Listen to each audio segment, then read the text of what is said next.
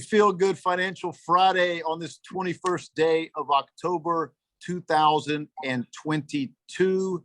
I am your host, George Kroustalis. With me, my co-hosts extraordinaire, Kim Lancial, financial literacy consultant, and Sam Castellan, our real estate development and crypto expert. I know that he will be getting into the latter part of that expert a little later on. So we are into fall now. And if you've been on the last few of these, you've noticed there has been a little bit of overhang. We talk about rising rates every week. We talk about a falling stock market. It feels like every week. Believe it or not, we actually have an up Friday as of right now, about 350 points on the Dow after starting lower. So another reversal, which we've seen plenty of this year. Some dovish comments coming from one Fed official. So we shall see if possibly after the rate hike here in 2 weeks, early November, they signal they may slow down in December. It was just the hint of that caused a 500-point, comeback. So you can see how fragile and how volatile markets are. They're moving on even rumors of a hint. It's quite extraordinary. One thing we did see, U.S. existing home sales fell for an 8th straight month in September, the longest streak in 15 years. Go back 15 years, you've got 2007. That was right leading up to the great financial crisis, which of course we knew was a housing bubble in this country. Something else that happened this week that hasn't happened since 2007 is high short-term yields. The yield on the 6-month T-bill surpassed 4.25%, approaching 4.5% as of yesterday. May have crossed it as of this morning, but that's the highest yield in 15 years. So we're having a lot of these, highest inflation in 40 years, CPI, et cetera, PPI, and now highest short-term yields in 15 years since 2007, right before the great financial crisis. Quite extraordinary times. We can say a sad goodbye to Prime Minister Truss, I guess now the ex-Prime Minister, as she has quit just after a few weeks on the job. And reading, and that was the front page of the Wall Street Journal on this Friday. But reading through this, of course, the Journal always has a way of making this, adding a little comic relief. There was an ex-prime minister back in 1827 that used to hold the record for the shortest time period in office, and his name was George Canning. And he lasted a little shy of 4 months. And actually, the stress got to him and he died in office. Thankfully, that has not happened to former PM Truss. She is fine. She is healthy, but she did resign late Wednesday, I believe it was. So a couple of days ago. Anyway, as you can see, it is mid-October and I am wearing a sweater because we have had record cold temps across the East Coast. Kim, you are going to give us some info about what that means, because where you are up in the Northeast, I know it's been close to record cold temperatures for mid-October as well. Kim. Exactly. So one thing that's not up are the temperatures. So we are looking at, cold snaps. It was actually through the Midwest. It was sort of like a big loop that really, through the mid-Atlantic all the way to the Midwest. So the one thing, that we're aware of is that we are coming into fall, but we kind of didn't really expect that. One thing we really have to think about, given the fact that it's a cold streak and it's starting so early, is that all of the energy, the prices of gas, of oil, of electric, the way that we heat our homes, it's up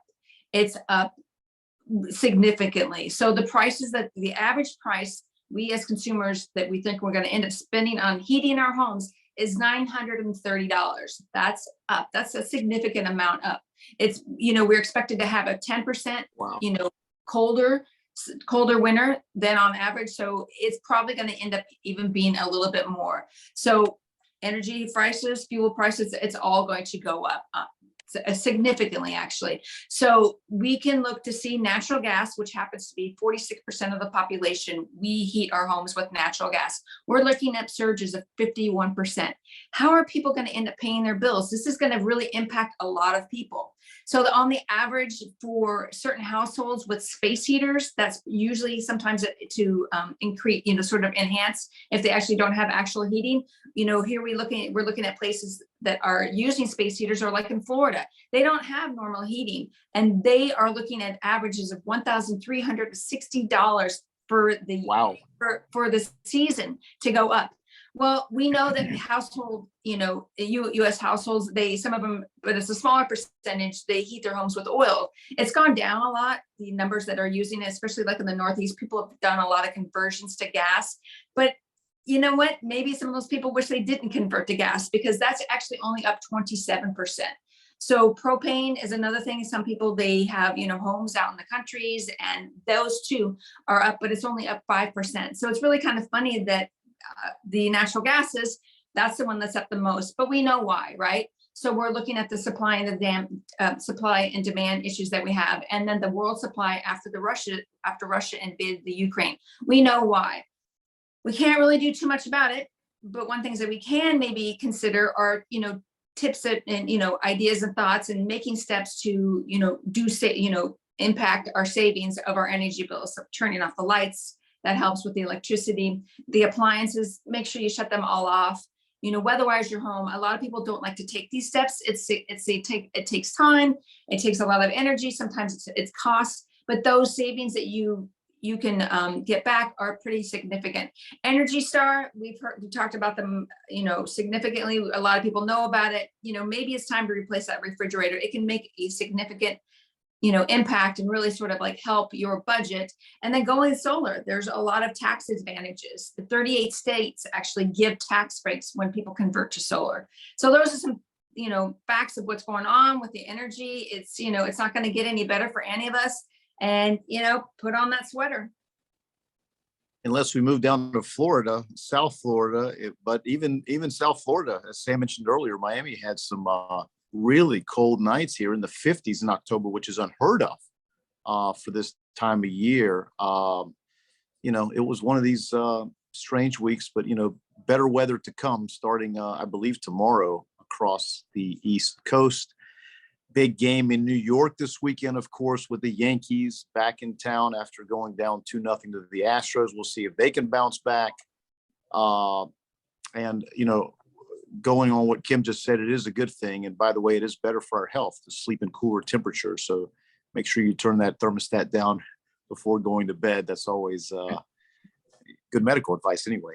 Sam, you're going to talk about Bitcoin, I believe, which, has held its own here in all this market volatility. It got as low as 16,000 per Bitcoin a couple of weeks ago. It bounced back over 20,000, and we're sort of around that, between that 18 to 19 and a half, $20,000 level.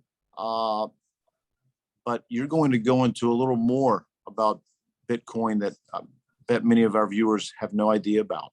That's Sam. right, George. And so, like many of our viewers have been asking us to explain what really Bitcoin is, because we always keep talking about it, and it's such an important technology nowadays. But like really, we felt that we needed to explain a little bit more on how it was created, and really how it works. And so we started talking about in this subsection of like meeting Mr. Money, understanding how money works for the last few weeks, understanding first what people call God's money, right? Like gold and silver, the money that has been here before us and is going to be here after us. How we pass from that to the government's money, that is the fiat currency, right? Like all the paper money that we use, that every nation controls through their central bank. But then now we pass from that to what now we call the people's money, that is the cryptocurrencies or Bitcoin, in this case, the first one that was out there, right? And so it's very interesting, George, because there was, since last century when all the digital era started, like we started having digital currencies like the dollar when you use your debit card or your credit card. But really that dollar is backed again, into the central bank, right, into the Federal Reserve. And so the difference from that to Bitcoin is that Bitcoin is a decentralized electric coin or cryptocurrency that really does not depend on any central bank, but rather is a worldwide technology that it's a decentralized technology. That means that it's an agreement between two peers. So it's a peer-to-peer digital transaction that happens. And basically, it was technology that revolutionized everything because it allowed two peers to basically send money back and forth without going through the current network of either Visa or MasterCard or a central bank being part of that transaction. And so the benefit of that is that you have, again, peer-to-peer transactions to a very low cost based in this blockchain technology. And so that came on 2009 after, remember that we have that crisis that was pretty much provoked by the banks in 2008. And so as a result of that, there was this paper that came along, apparently done by someone called Satoshi Nakamoto, that no one really knows the identity of that person. But it was a white paper basically giving instructions on how the blockchain technology works. And so that paper was the base for the creation of Bitcoin and all the subsequent cryptocurrencies that happened. And that blockchain technology has allowed nowadays not only to create new cryptocurrencies, but also more importantly to be able to use that technology for many other industries. And we will talk about that next week. But there was only 21 million Bitcoins created when it started. And so based on the demand and offer from those Bitcoins, it really allowed the price to continuously keep growing as more people were interested in that. But we will talk more about that next week, George. Yeah, it is a finite resource. I know that a couple of years ago, right after the start of COVID, actually, very bullish article on Bitcoin and the institutional engaging with it, embracing it. That was one reasons why of the what this group saw as the record run up, but also the fact that it is a finite asset.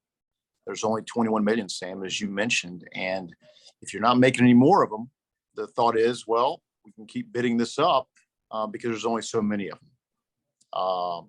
So there is something to that. But interesting. I know blockchain technology, listen, we hear about it from bankers. We hear about it from JP Morgan. It's going to be with us forever.